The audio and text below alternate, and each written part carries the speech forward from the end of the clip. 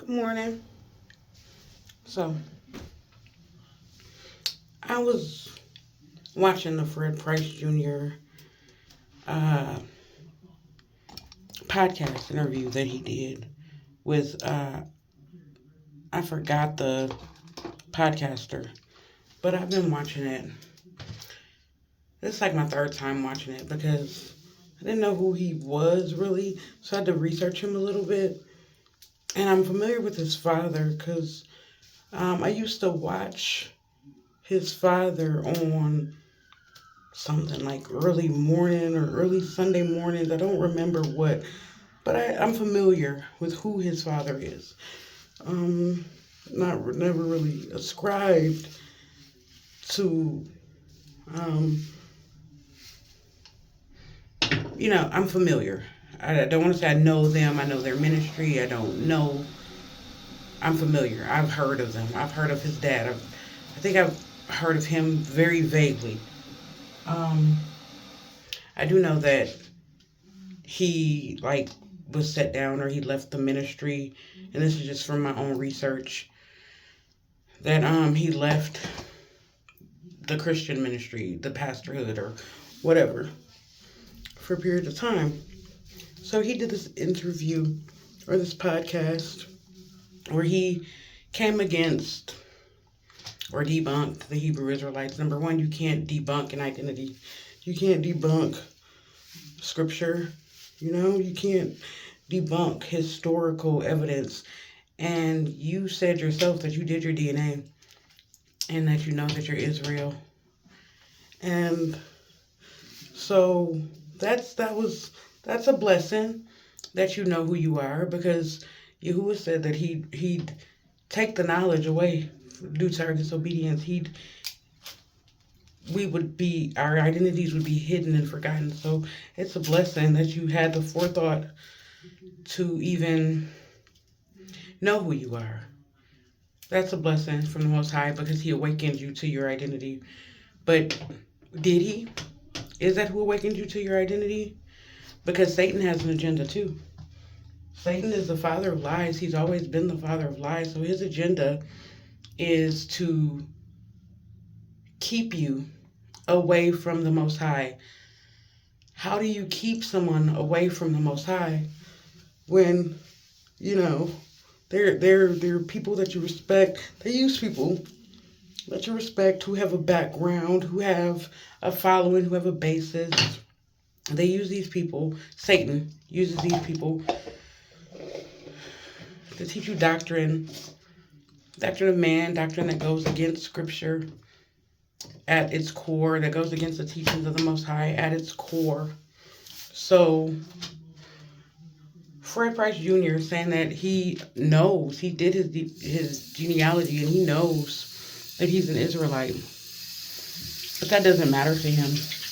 That he still believes that the law is done away with, and that Yahweh Shai, or Jesus as he continues to call him, fulfilled the law, even though the definition of fulfilled is not, how do you understand that you're a Hebrew but not look at the scriptures from a Hebraic standpoint?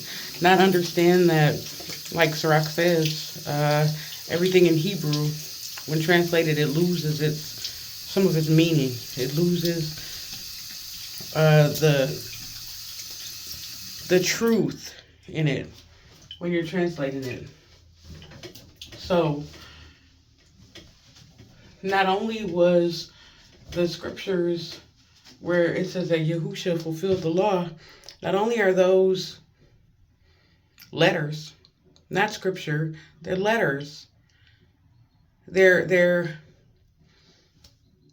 scriptures, they're Bible, but that wasn't what Yahweh was teaching from.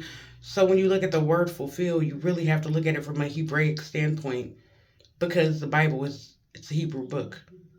It's a Hebrew book. It was translated and transliterated, but it's a Hebrew book at its core.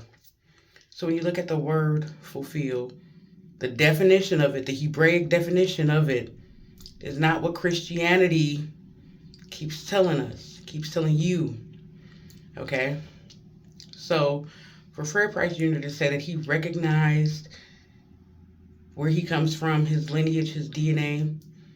And for him to say that he knows genetically who he is, and for him to say that that doesn't matter, at the end of the day, that doesn't matter.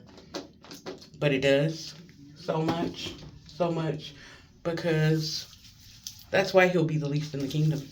The scriptures tell you that in Isaiah 11:12, scripture says that all of Israel will be gathered from the four corners of the earth, from wherever Yahuwah scattered them. All of us will be gathered. So you're coming. Yahuwah is going to show his strong right hand, and you're going to be gathered. But scripture in Matthew 5:19 also says that you'll be the least in the kingdom. Those who break Yahweh's laws, statutes, and commandments, the ones that you're saying are fulfilled and are done away with, in Matthew, it says that whoever teaches anyone, does the least of these, and teaches others to do the least of these, or to break the commandments, will be the least in the kingdom. I'm paraphrasing. But what's that song? How you gonna hate from outside of the club? You can't even get in. You can't even get in. You'll be the least in the kingdom. In the kingdom.